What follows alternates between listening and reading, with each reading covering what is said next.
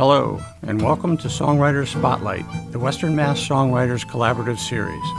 I'm Dr. Dan, your host of the show, where we feature Western Mass songwriters who perform their original songs and talk about the art of songwriting.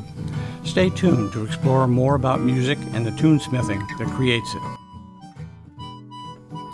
On this episode, our guest, John Ziv, performs a unique and varied set of humorous songs that give interesting slants on life. Here's John Ziv. This first song is called Bear Playing Saxophone in the Woods. This is a true story that was told to me by the person who was actually there. I was skeptical at first because I don't think he can tell a saxophone from a cell phone, but he was so sincere that he convinced me. So here it goes.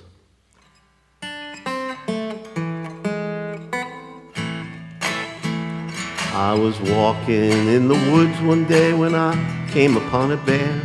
He beckoned me to sit down. I was just a little scared. He was sitting by a campfire drinking coffee from a cup. There was a saxophone by his side. He picked it up. I've never seen a bear play so well on an alto sax. He sounded just like Charlie Parker when he blew that axe. He's put the other grizzly bears to shame when he added just a touch of John Coltrane. Well, I said to that bear, where'd you learn that technique? He didn't say a word because bears can't speak. How he learned to play, I never did know. But man, could that grizzly bear blow. I can see you don't believe me, but I swear it's true. When it comes to Charlie Parker, I wouldn't mislead you. You say you don't think this bear could play like Bird. No bear's that good on alto, you say. It's absurd. It hurts me that you believe that I'm an awful liar. You can't believe a bear would drink coffee sitting by a fire. Well, stranger things have happened in this wood than a grizzly bear can play the sax real good.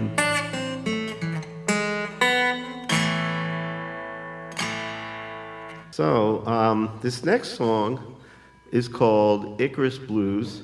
I was going to call it One Flew Over the Cuckoo's Nest, but that was already taken. And I want to thank Dr. Dan in advance for helping out on harmonica, actually making it sound good. Good.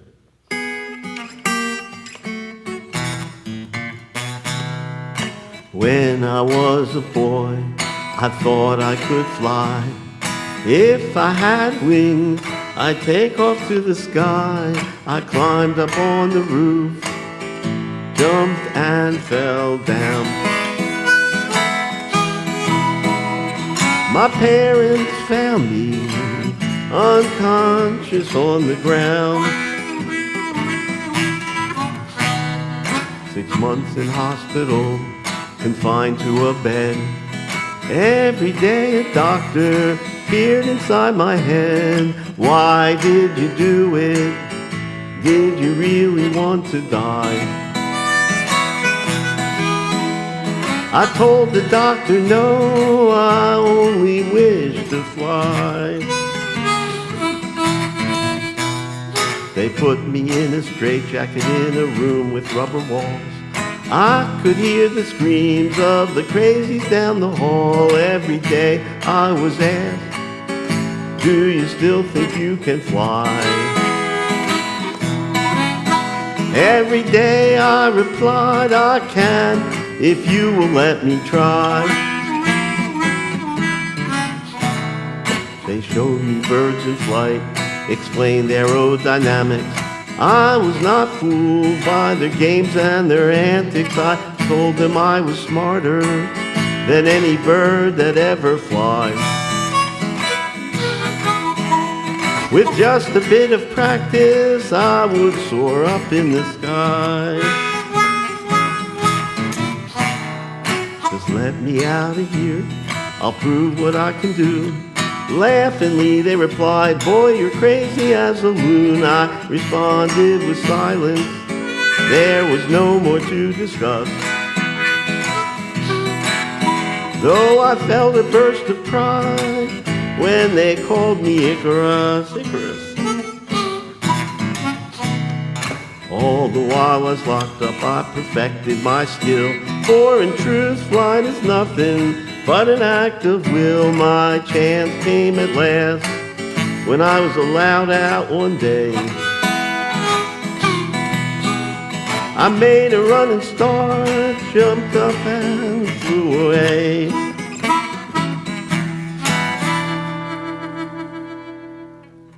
Okay, this song is called Laugh If You Want To. It's kind of a love song, possibly an unintended love song. I borrowed an old jug band tune for this one. Laugh if you want to, laugh if you want to. I'm a fool for falling, pretty mama. Laugh if you want to, I'm just a fool for you. Falling in love, that's what you made me do. Mama said watch out for women. Mama said watch out, leave loose women alone. They take your money and then they are gone. They take your money and then they are gone. Papa said stay away from whiskey. Papa said stay away, leave that whiskey alone. Don't drink no whiskey, burn right through your bones. Don't drink no whiskey, burn right through your bones. My baby said don't listen, don't pay them no mind. She said don't listen, don't pay them fools no mind. Without whiskey and women, you might as well be dying. Without whiskey and women, you might as well be dying. Laugh if you want to, laugh if you want to. I'm a fool for falling, pretty mama. Laugh if you want to, I'm just a fool for you. Falling in love, that's what you made me do.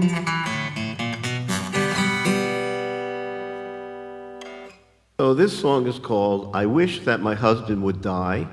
In the spirit of false modesty, I think some of the lines are perfect for country music songs. And there's a prize if you can guess which ones. Please sing along with me on the chorus, even if you're listening to this at work. In fact, especially if you're listening to this at work. So here goes.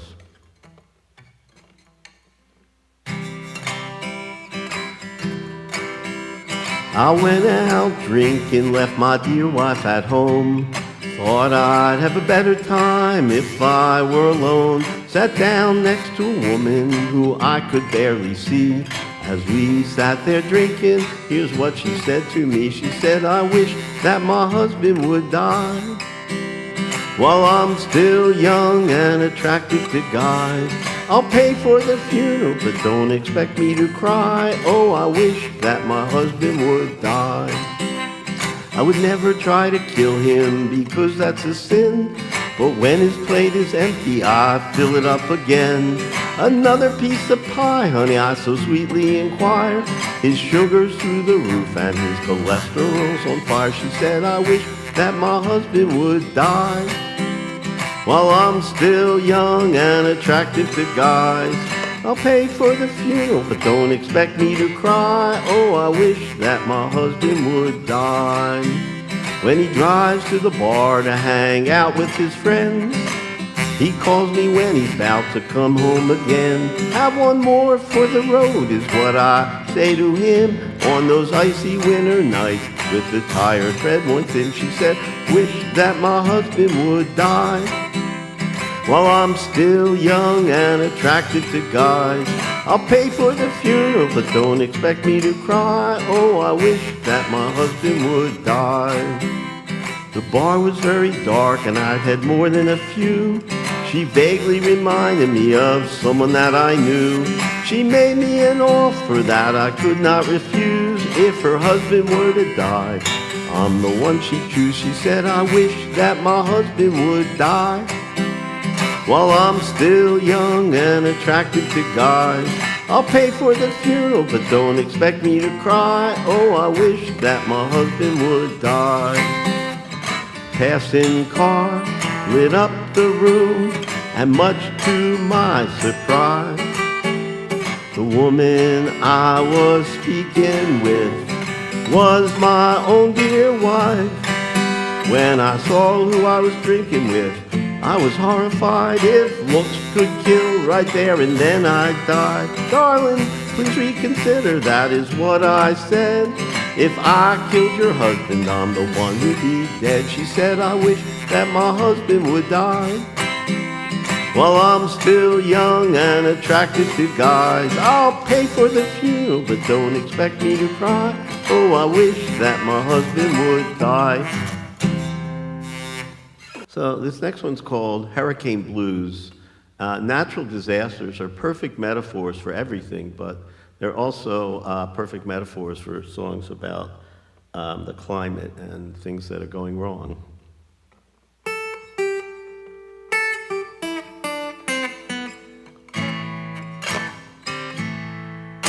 A hurricane came through last night, washed away my home, my neighborhood, my town, and the people are all gone.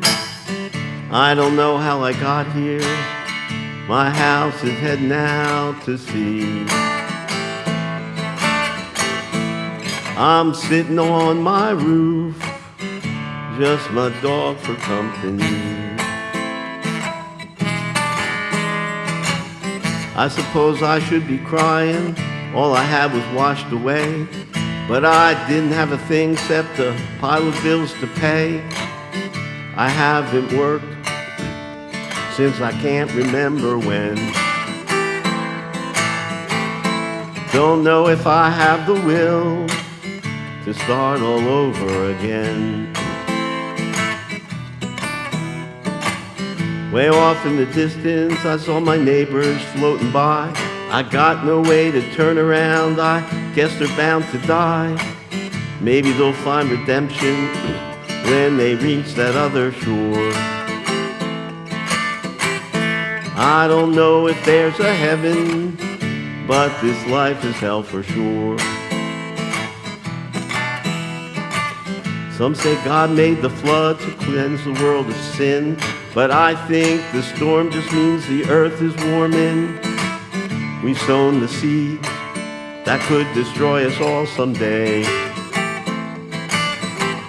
And I wonder, is it too late to go on another way?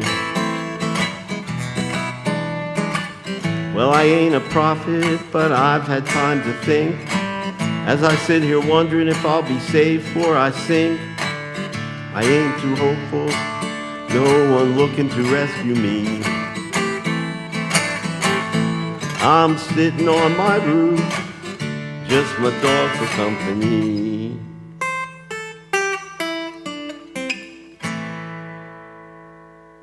So this song is called My 50th High School Reunion. I didn't go to my reunion, although I think we can all agree that revisiting earlier or early humiliation is totally cathartic, totally.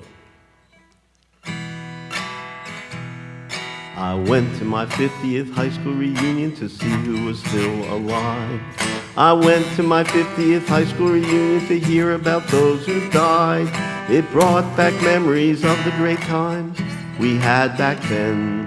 I'd like to tell you all about it. I was glad to be back again. Such fond memories. I went to my 50th high school reunion. It was held in the old school gym. I went to my 50th high school reunion. Thought I'd go out on a limb. My date to the senior prom was there, so I asked her for a kiss. And just like at the senior prom, it was a swing and a miss, my first love. I went to my 50th high school reunion, never went to one before. I went to my 50th high school reunion, maybe wish I'd gone to more. For the biggest bully in the class came up to me and said, do you recall? Give me your lunch money or I'll break your head. What a kidder. I went to my 50th high school reunion. In school I was the class clown. I went to my 50th high school reunion. Someone yanked my pants down. He said, remember at the homecoming dance when I did this to you? You locked yourself in the boys' room, stayed till the dance was through. Not this time. I went to my 50th high school reunion, best decision in my life. I went to my 50th high school reunion, I wish I could have gone twice. 'Cause everyone came up to me and asked me where I'd been. Apparently they forgot I didn't graduate with them, got held back. I went to my 50th high school reunion, gonna go to 55. I went to my 50th high school reunion, go again if I'm still alive. High school had its ups and downs, I will admit that's true. But it was the only time in my life when I was someone too. Good times. Oh, so this next one, which I guess will be the last one, is called The Love of My Afterlife. And this song was written post-mortem, as the title indicates. I hope it is comforting to those who believe there is life after death, and not just any life, but their best life.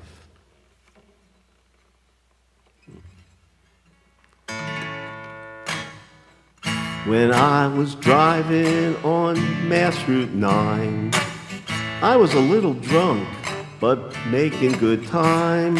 There wasn't anyone else on the road. At least that was what I suppose. That's called foreshadowing. Maybe I was in my lane, maybe not. It's hard to tell with your eyes bloodshot. I know I should have stopped after 6 drinks, but when you're that drunk, you don't think. I didn't see her till she was crossing the street. It's not the way I wanted to meet. I tried to miss her, I tried to swerve.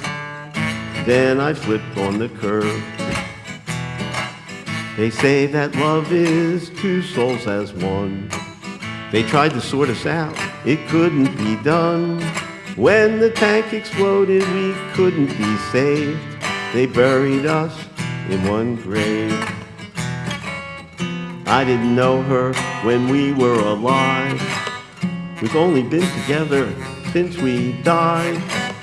I think of her as my heavenly wife.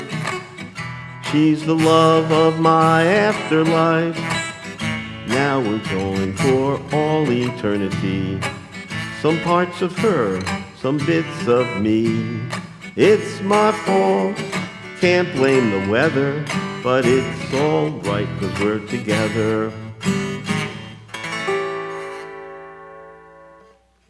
Well, John, that was truly a unique and very fun set of songs there. It's some great slants on life. Mm-hmm. I enjoyed the heck out of it. Thank you so much. Well, thank you. Yeah. So how long have you been doing this? You mean writing songs or Yes. performing? Oh, it's your call. Well, I think I started writing songs about 17 or maybe 18 years ago. And I discovered that I was writing lyrics, and I discovered that no one was interested in my lyrics, particularly, or lyrics generally. And so I had to learn how to play guitar as best as I could and come up with tunes to the song lyrics so that they could actually be performed and turned into songs as a bunch of lyrics. And that probably started in about 2007. I started taking guitar lessons, and I was very fortunate. My guitar teacher is not only a good guitarist and a good teacher, but he's also a musicologist, and he's responsible. I have to give him credit. He always says, don't give me credit, just I'm your advisor. But really, he's sort of the co-author, because without him, I wouldn't have had any tunes. He's given me tons of tunes or taught me how to play blues and all kinds of things. Some things you don't really need new tunes for, but lots of tunes. And by the way, his name is Bob Malenke. I should mention that. And he's probably in his mid 80s, and he played with people like Muddy Waters, and he played with, I think for a tour, he was Sonny Terry's guitarist. Sonny Terry had a falling out with Brownie McGee, and for some reason, Bob, my teacher Bob was around, so Sonny said to Bob, "Why don't you become my guitarist and go on this tour?" And I think they recorded an album. So he's had a lot of history, especially with blues, but with folk, with traditional folk, and some with jazz and some other things. So he was able to make my words into songs in a certain way. So I view him as kind of like the co-author of them. Not responsible for the wacky lyrics or anything like that, but responsible for making them transmittable as sound, from just words on a piece of paper. That's quite the relationship you had there. Yeah, I was lucky. I think collaboration is great. I wish I could find a composer to work with me up here, but I don't know how to do that. Because I'm sure as you're a songwriter yourself, that sometimes you can be inspired by a tune or melody to make a song, to put words to it. And that to me is pretty exciting, as opposed to writing down a bunch of words and hoping there'll be some tune that will work with it, which is what I mostly do. Yeah. So do you call yourself a songwriter? Actually, no. I mean, I know I've written a lot of songs. I don't think I've written as many as Richard Dubuque. He said, I heard he's written 1,000. I think I'm around 600, I'm guessing. But I don't, because I think that's something, I write songs, it's something I do, but I don't think it's my identity, because I've done many different things. It's like saying, are you a breather because you breathe all day long? I mean, that's the way I'm looking at it, that, the person is not just one facet of what they do. So I guess in the sense that I've written songs, I'm a songwriter. But if I wrote one song, I could say I was a songwriter, as opposed to writing, however many I've written. And I don't think, by the same token, I'm not really a performer in the same thing. I perform, but it's not my identity, is what I'm trying to say. I like to think that there's more to me than just one or two things. That may be delusional, but it's my thinking on it. Well, who are your inspirations for this kind of music? Well, I mean, aside from my guitar teacher, Bob Malenke, who, as I said, is not just a musician, but a musicologist and has a very large knowledge of music. I mean, I've always liked music, of course, like, most people. And I've always liked to write. So it was like an opportunity when I hooked up with him.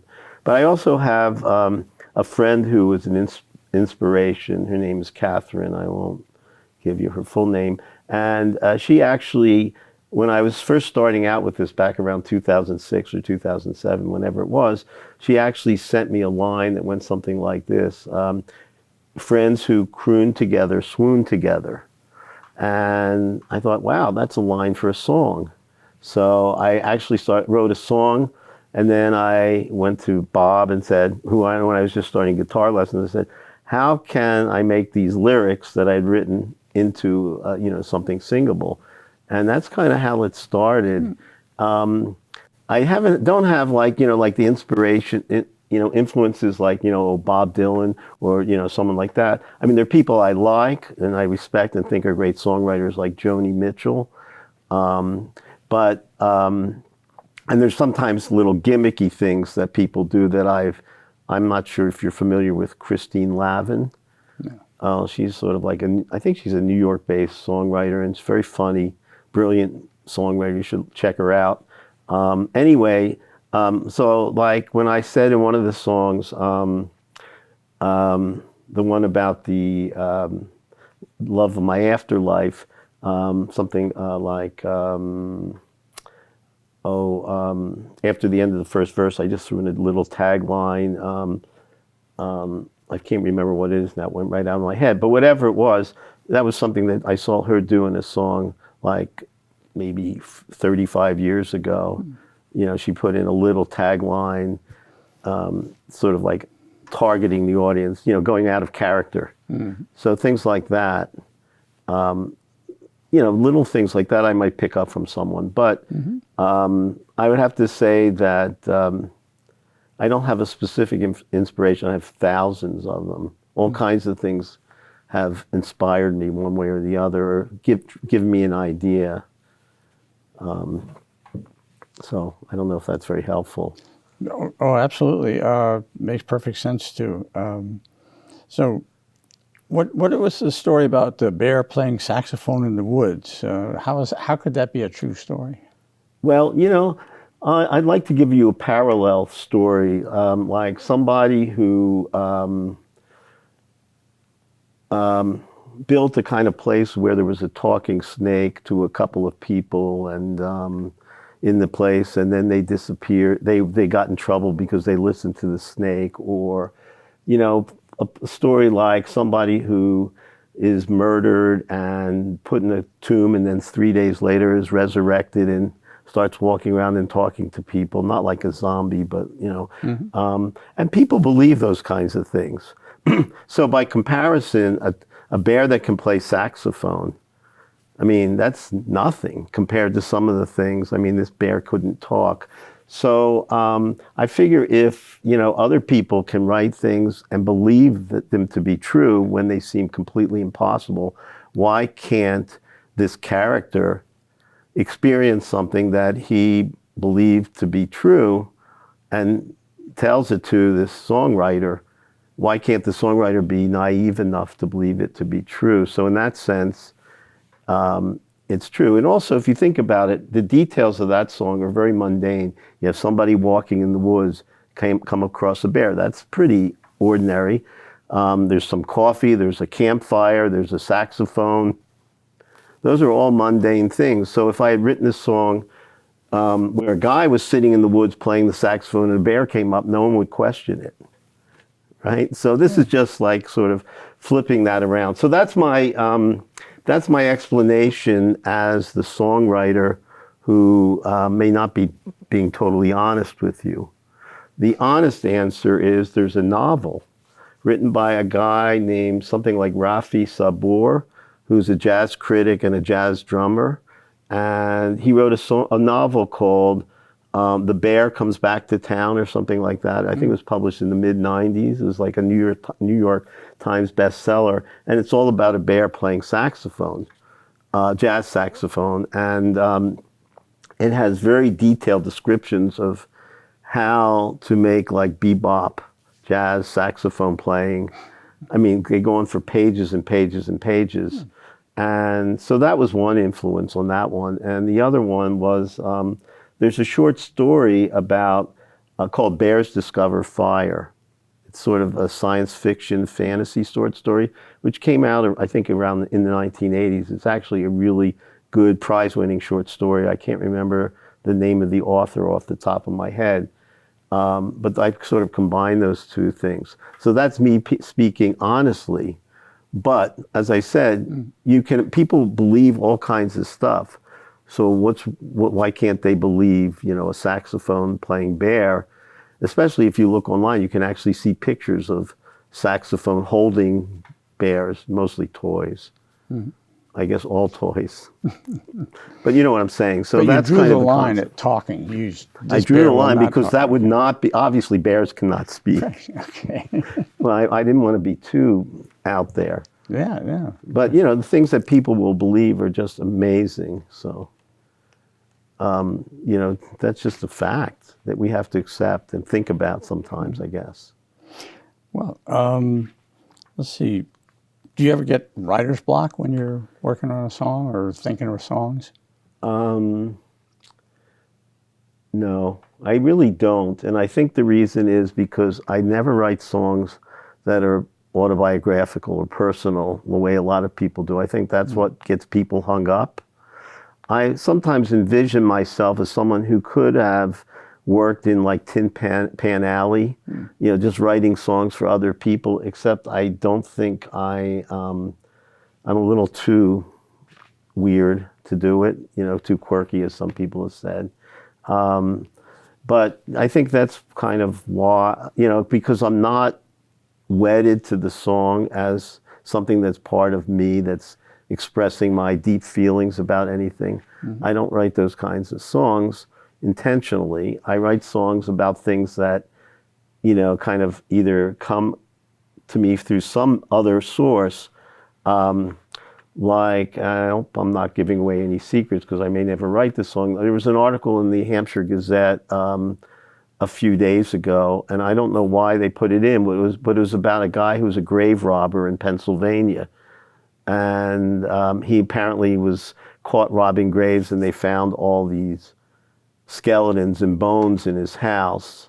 And now he's in prison, because of robbing graves. And so I looked it up, and I discovered that that selling bones, human bones, is a big business, relatively speaking. And I haven't written this song about it, but I'm thinking about it. I wrote another song you may have heard about a guy whose grandfather gave him a skull, or he found the skull from his great-grandfather that his grandfather gave to him when he bought the property from him. That was a while ago, and that was from a Dear Abby column. It just struck me, wow, there's a song there, because it was in a farm. I'm not telling the story very well, but there was a farm, and the grandfather had sold the farm to his grandson, and when he sold it, he said, by the way, when my father died, I left his body in the woods to rot, and then the only thing that's left is the skull. And I said in my introduction to playing it, come on, a farmer knows what happens when you leave a carcass in the woods. They don't need to do an experiment. There's something more going on here. But nonetheless, that was the story, and that was kind of the inspiration for the song. So any kind of source, that's the only thing that slows me down, is not having something as a source for an idea. But since it's not, so I don't really have writer's block. It's just a question of whether there's an idea that I can turn into a story that I can make into a song. That's really the only time, thing where I'm held up. So once you've written the song, you get on the stage and perform it. What kind of experience is that for you? Usually by the time I'm on the stage, I've been working on the tune with my guitar teacher, and he'll tell me this song doesn't make any sense, or the rhythm of the song isn't working. He'll do a lot of things to help me, buff it up, and sometimes I'll rewrite the song to make the story more coherent. And I've played it for him, and we worked out the tune and all that. And also I've probably practiced it at home 100 times. So by then, and because I can't remember anything, I have to have the words and the chords in front of me most of the time. By then I'm kind of ready to perform it. So it's so even if I did a song that I had written the week before and performed it live in front of an audience, and by then I'm kind of past the point where I'm nervous about performing it. And the other thing I think is that I may be, historically I might have been, a fairly shy person, but I've had to do a lot of public type of speaking. I did a lot of, I'm not a lawyer, but I've done a lot of litigation, what we would call administrative law, where I'm questioning witnesses and making openings and closings and things like that. And you do that for a while, and you sort of develop a kind of a tough shell.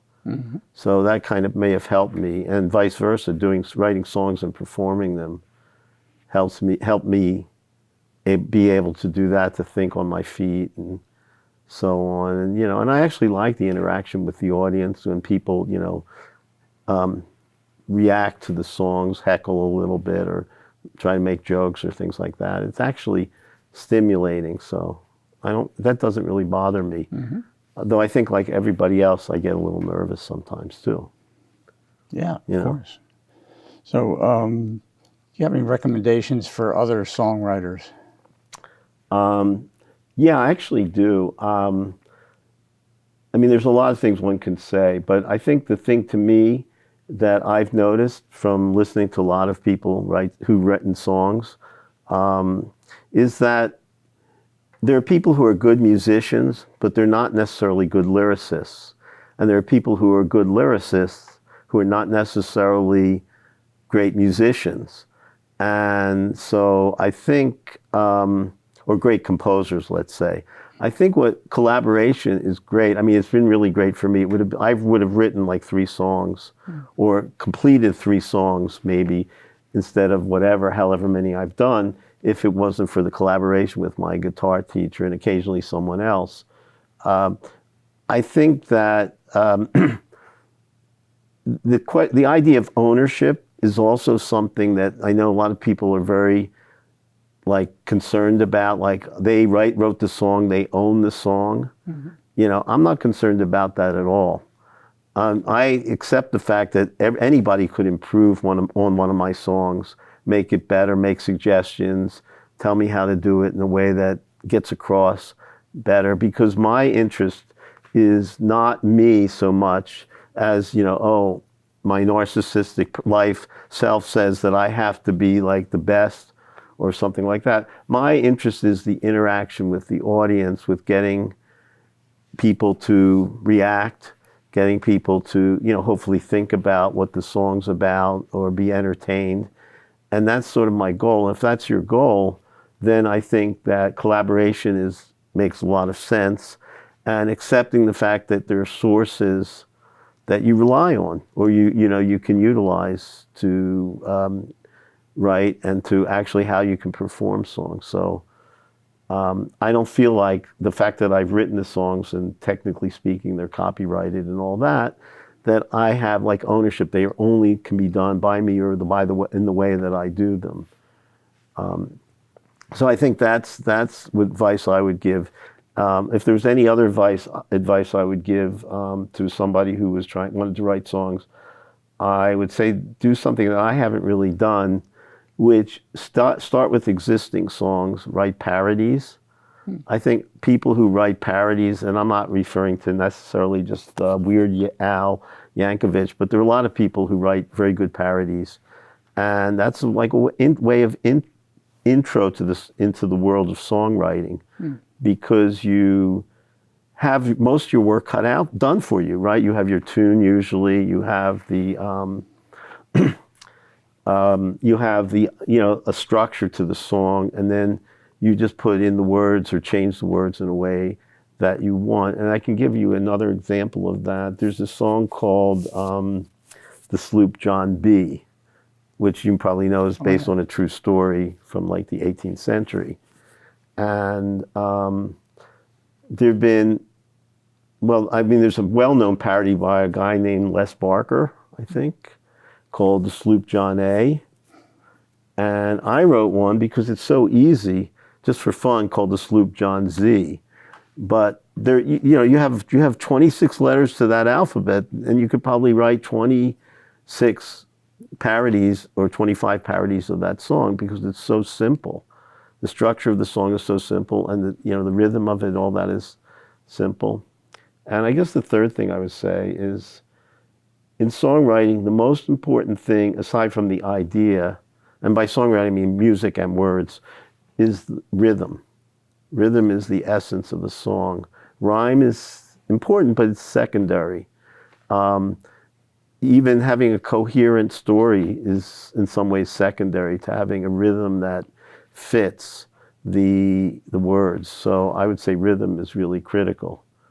And I work a lot on rhythm when I'm writing songs. You get to a point where you kind of can do it. I don't know how many songs you've written, but you can sort of get it. Or if you have a structure like blues, Blues gives you everything. It gives you the structure, gives you the chord progression, it gives you the spaces to be like a lead guitarist, or the fills or the turnarounds and things where you can sort of catch up musically and you don't have to worry about what the words are at that point. It's like a perfect songwriting format. And the songs don't even have to make any sense. You know, they can, but they don't have to. I mean, a lot of my blues songs are sort of narratives, but the traditional blues format is non-narrative, actually. It's just an emotional expression with, you know, they can be verses. You could take 5 or 6 verses from 5 or 6 other songs and make a new blues song out of it. Happens all the time. Exactly. Yeah. Yeah. And nobody says you're stealing, well, except for Willie Dixon did, I think. He got ripped off a lot, but then he went to court and got paid, I guess. Yeah. Yeah. So anything else you want to add about songwriting or your music? Yeah, just one thing. I want to sort of give you my overall theory of what I do, which distinguishes me from other people. Maybe it's of some interest, maybe not. A lot of my songs are built around characters. Like, let's take the song about the kid who wants to fly. He's a character, obviously.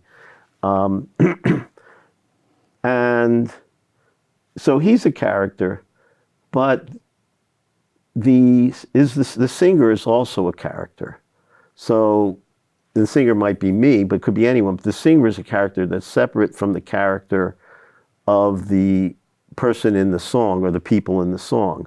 That's the way I view it. And this is something that they've developed over a period of a lot of years. I didn't always think about it this way. But not only is the singer a character, possibly, but the songwriter can be a character.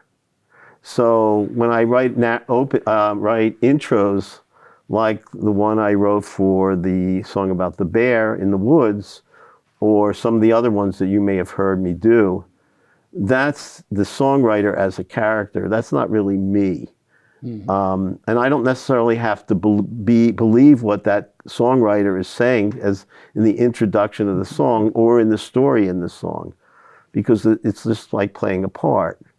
So one of the things I've noticed is like people who do, and I'm not faulting anyone for how they do introductions. I should stop touching the microphone here. But one of the things that people do is they'll talk about where the song came from. You know, they heard it by somebody else, or was influenced by somebody else, and that inspired them to write the song, and so on and so forth. And while that's true of everyone, there's nothing for this, but that's being the person as themselves, talking about their own emotional or psychological or intellectual connection to the song. And what I do is I distinguish between that and the songwriter and the performer as characters in the whole thing, so that the introduction is part of the song, the way the performer acts on stage is part of the song. Everything becomes part of that song. And so in a sense that they're not just characters, but they're actors. So I think that's a different approach than most people have. Although I've noticed that occasionally someone else will do something very similar to that. But most people don't. Like they'll do a funny song and with a very serious introduction as to where it came from. And I think, why? Why not just continue it off of the singing part and, like make it part of the introduction or the, well, I don't know what you call it, the outro or whatever, what you might say about it afterwards. So that's something that's sort of, I don't know if it's unique to me, but it's something that I've kind of developed on my own, which I think makes it more entertaining and makes it more interactive with the audience than if you just, like give a little history lesson.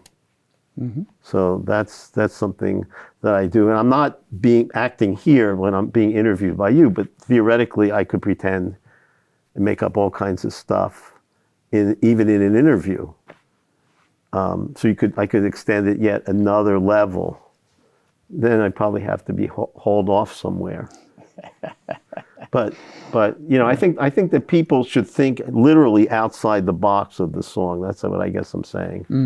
And that might actually help them write songs too, if it comes down to it. If they don't think about their responsibility as a songwriter, but think about the songwriter as a character that they're creating to sell this or promote this song. So that's sort of what I try to do. I think if you think about it, you may have seen me do that kind of stuff. It's another level of content and meaning and so on. Yeah, why not? If you're going to tell a story, why start it at the point where the story begins? Why not start it as soon as you walk into the room? Well, John, this is fascinating and very entertaining. Well, thank you. I appreciate that. Some great tunes. Well, I hope you edit it all down so it actually makes sense too. We're doing fine. Thank you so much. Well, thank you. Yes.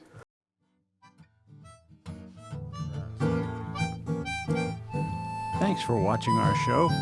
I would like to acknowledge the support of the Western Mass Songwriters Collaborative, promoting the original music scene in Western Massachusetts. If you want to learn more about the WMSC, go to their Facebook page. Thanks for watching. I'm Dr. Dan. I hope you'll tune in again for the show that puts a spotlight on songwriters.